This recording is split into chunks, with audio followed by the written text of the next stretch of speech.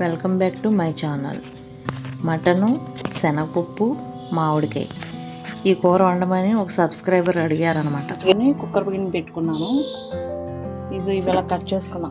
ఉల్లిపాయ ముక్కలు, మామిడికాయ ముక్కలు, శనగపప్పు ఏమో ఇలా నానబెట్టుకున్నా. వేడి నీళ్ళు పోసుకుని నానబెట్టుకున్నా. ఇప్పుడు ఇందులో ఆయిల్ పోసుకుందాం. పసుపు వేసుకొని ఇవి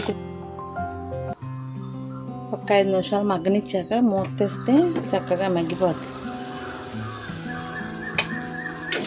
చక్కగా మగ్గుద్ది అన్నమాట. మూత పెట్టేస్తే విజిల్ పెట్టకూడదు. టేస్ట్ ఎక్కువ వేసుకోవాలి. చికెన్ తక్కువ వేసుకొని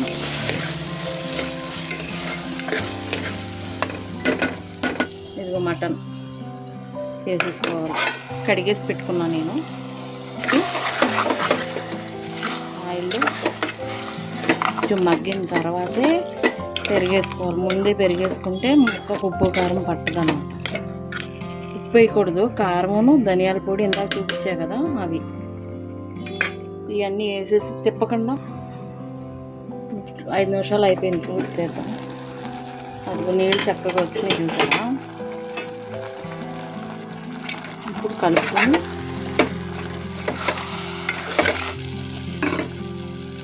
ఒక కప్పు పెరుగు చెప్పా కదా, ఈ పెరుగు వేసేసుకోవాలి.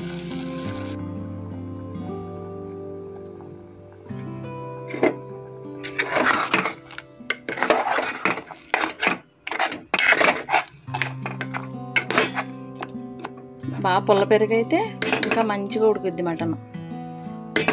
ఇప్పుడు మనం ఒక విజిల్ పెట్టేసుకుందాం. ఒక అర గ్లాస్ వాటర్ కూడా పోసుకుందాం.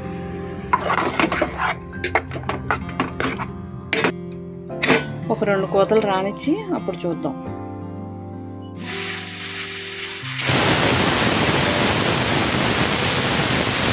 ఇలా 3 కోతలు వస్తే చక్కగా ఉడికిపోద్ది. మళ్ళా గ్యాస్ పెట్టుకుని సన్నసగ పెట్టుకుని ఉప్పు వేసాక కొంచెం పట్టాలి కదా ఉప్పు ముక్కకి. అనుకో ఉడికింద అప్పుడు శనగపప్పు వేసుకుందాం.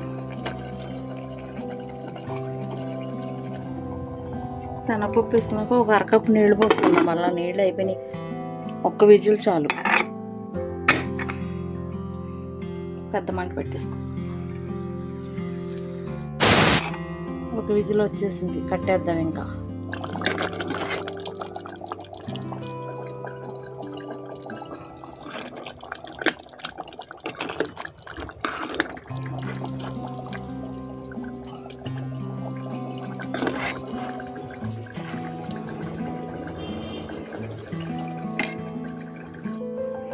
సబ్స్క్రైబర్ అడిగారు మటను, మామిడికాయ, శనగపప్పు వండమని. మేము ఎప్పుడు వండుకోలేదు. ఇలా మామిడికాయ వండుకున్నాం కానీ శనగపప్పు కూడా కలిపి వండలేదు. ఎప్పుడు చికెన్లో వండుకుంటాం. సరే కొత్తగా ఉంది, ట్రై చేద్దామని ట్రై చేసాం. ఇదిగో మామిడికాయ ముక్క, శనగపప్పు తిని చూసి చెప్తా టేస్ట్ ఎలా ఉంది.